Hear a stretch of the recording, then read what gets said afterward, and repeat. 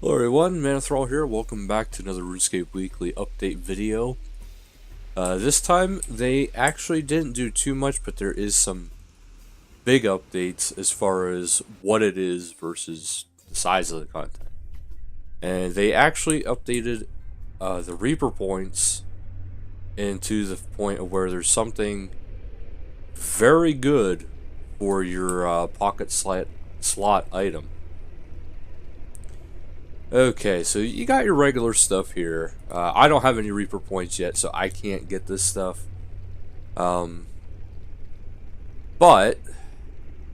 there is the Book of Death you can now create. There's a Grave Loot Beam. So it'll be a little bit different than you're used to. There's Reaper Scrolls, which will permanently increase the Slayer XP received from Reaper tasks by 50%. And you have Death Support, which permanently increases the amount healed from a sign and Portent of Life and Death by 100%. So there's those right there. There's also what is called Reaper's Choice. And it says random chance of being able to choose your assignment when receiving a new one. So there is a few more things. The biggest thing is being the Book of Death. Now you do need to start buying the pages after you get the Book of Death. But it is something. Oh, right here it is. Here's the Death Notes. Okay, it says tradable notes. Multiple can be combined with a cut Hydrix to create a Book of Death. So you need both of these, an incomplete Hydrix and a cut Hydrix, in order to make it. So as for what it does, and it actually does quite a doozy. Okay, so once you get it unlocked, you can, it says right up here what it does. It is a pocket slide item that grants combat stats and a small chance to insta-kill your enemies. Or, if it's a boss monster, you'll do an extra chunk of damage. And that's to all bosses. It does require 80 crafting to make, and the book itself is untradeable. The Death Notes are tradable from what it said in game. Now there is a few more things here. There is a couple cosmetics, and that is a Death Scythe, which you need to complete, I guess, 100 assignments, and you'll get a two-handed weapon override, and a tiny Death Pet, which is 200 assignments, and you'll get a less statuesque than his namesake, but cuter version of Death. Also, the Solomon store has released a new pet, so I would like to show you guys that. If you actually ever want to see what an outfit looks like in-game, usually if you head to Varrock right after the update, or shortly after the update, it's not always 100% on time, but if you head to Varrock, there's a spot right near the Grand Exchange that showcases the new armor sets. I know what some people might be thinking, well, what about Vic right now in Burthorpe? He doesn't display the Solomon. All he displays is the newest skilling outfits. So there is that. And this way you can also see where to go for the Solomon General Store that is actually in game. Now the outfit, I don't know if it's actually going to show it, and it does not actually currently show it. Ooh, excuse me. So I will just go into the actual outfit area itself, and we'll look at the full outfits. I don't own it, so of course I don't have it. But wow, it's not even in here. Because, yeah, there's a Metaphyte. Yeah, I have that. But there's supposed to be a new armor set as well as a new pet. But apparently, you can't see it unless you actually have the pet. Which hopefully it loads in here. You got the the shadow gorilla, and then there's also a jungle gorilla. Well, that looks creepy when it doesn't have the loaded texture. There we go. But that's the baby stage, and here's the adolescent stage. Now it's more like an actual gorilla. Here we'll show the shadow one. Going into its adolescent stage if it shows. A little bit of a sleet storm today, so it's kind of messing with the internet connection just a little bit. As you can see, he has a little bit of armor going. And now we'll go to the adult form. And there you go. Now the armor set that actually comes with it is actually very similar to his armor set. So if you want to have that, there is a shadow gorilla. And there is just a regular jungle gorilla.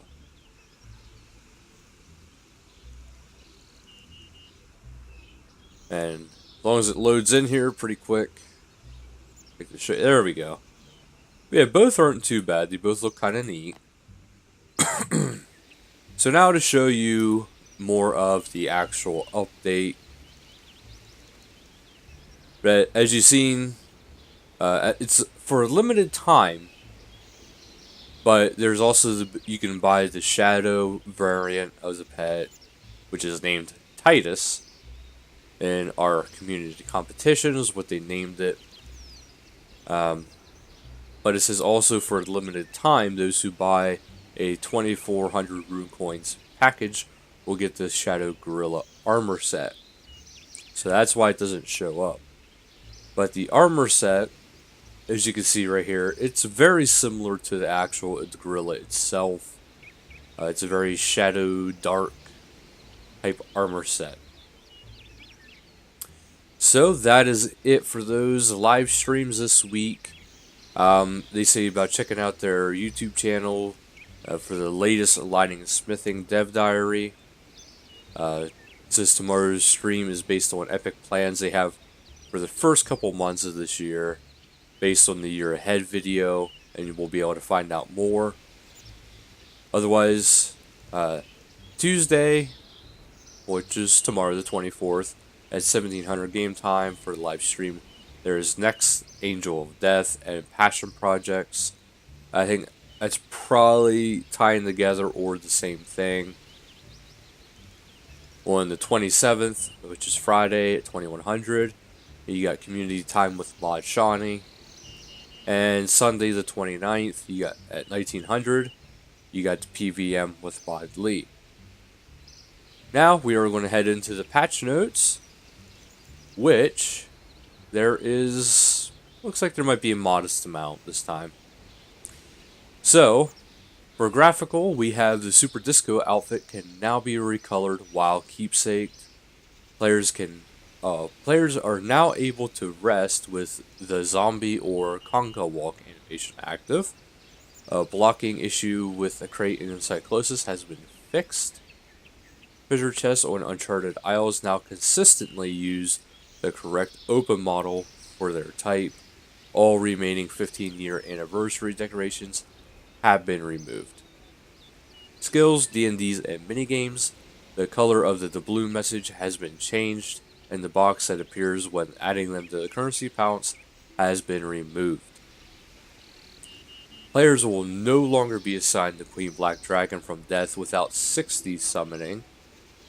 Players will no longer have Fenrir broadcast upon on his arrival if they have claimed their XP from his tooth, which is kind of nice because that was getting annoying. The message when players gain memory strands has been filtered. The message when Gothixian catches buff replaces the double loot effect due to Memorial. The Guthix perk has been filtered. It is no longer possible to place a Duelist cap or Wild Stalker helmet commemorative statue near a portable skilling location. Teleporting Wobbegongs to the bank via sign-up order will now correctly contribute towards the total count, which can be seen via quick chat. Runes will now correctly be taken from a large rune pouch while manufacturing invention items.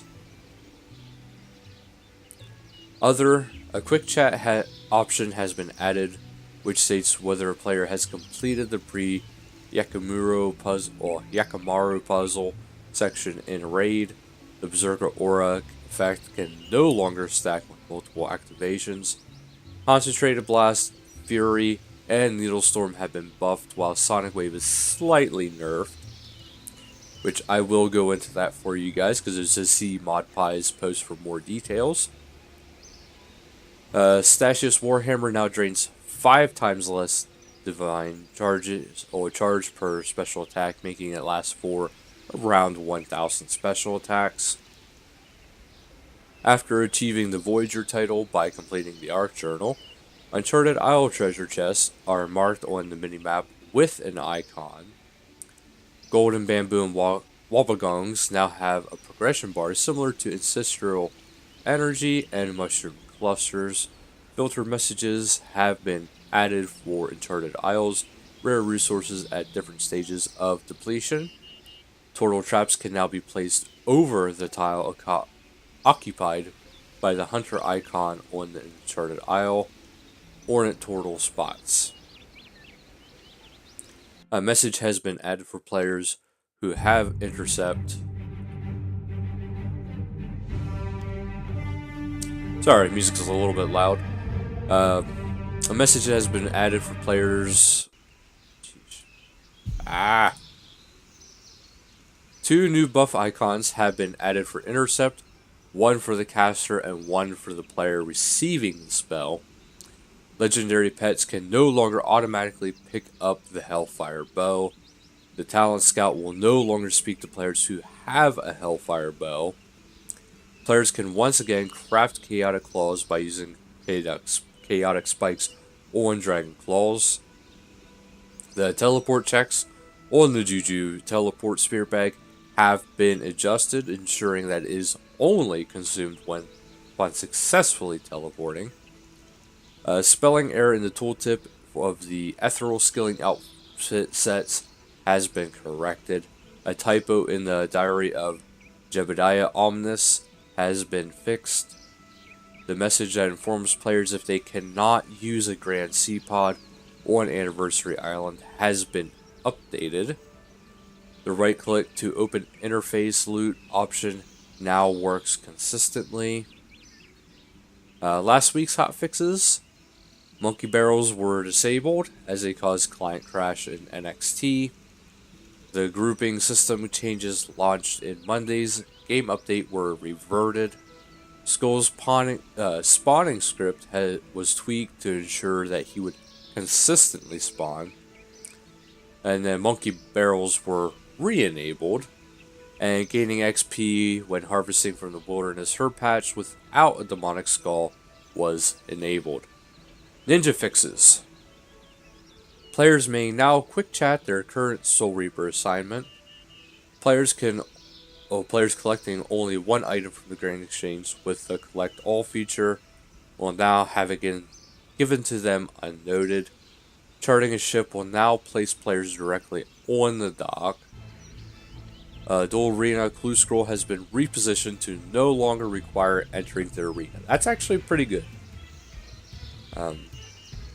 Walk and Rest Override are now hidden within PvP areas. Players may now right-click the pirate message during Pirate's Treasure to dig. The volume of the Drake and Shadow Drake wing sounds has been reduced. So that's it for all the updates. However, we will address the Concentrated Blast. So what is going on is they said here's a summary of the changes that we made. Much more detailed information is below. But Concentrated Blast and Fury, each hit of Concentrated Blast and Fury will now give your next hit an additional 5% critical strike chance up to a maximum of 15% after the third hit. In PvP, this will not stack with the existing critical strike bonuses. The largest bonus will apply. Sonic Wave, accuracy boost on the next hit is now 6% boost, down from 10%. The ability was too powerful even with the proposed buffs proposed buffs above, which was for the concentrated blast. It says read more on this below. Needle Strike, increased damage on your next hit is now 7%, up from 5%. And it says Needle Strike fills the same place in ability rotation that all the above does and has been buffed to bring in line with them. Now there is a little bit more information like why they did it, etc, etc. They do have the graphs of, you know, the damage bases of what it was, and it was pretty well way in the favor of, you know, Sonic Wave. And they just wanted to make it more equal, more balanced. So that's all that really is, nothing too major. But it goes into showing other stats of other abilities. So if that's something you want to check out, you know, I can leave the quick link code here if you want to go over all the different figures. I know there's some people who like stuff like that, so I do understand. So that'll be it for this video. So thank you guys so much for watching. Until next time, later guys.